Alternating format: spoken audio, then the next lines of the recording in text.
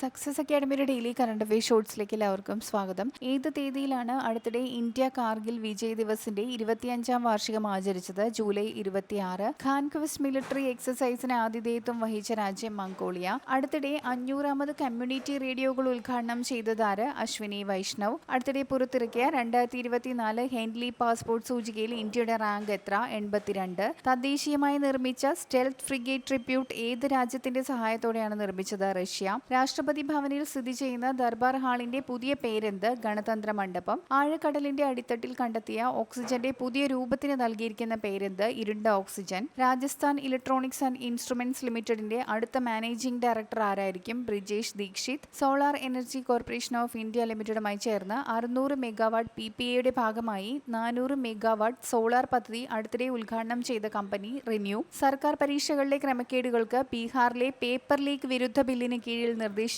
പരമാവധി തടവ് കാലാവധി എത്രയാണ്? 10 വർഷം. കൂടുതൽ വീഡിയോസിനായി ചാനൽ സബ്സ്ക്രൈബ് ചെയ്യുക.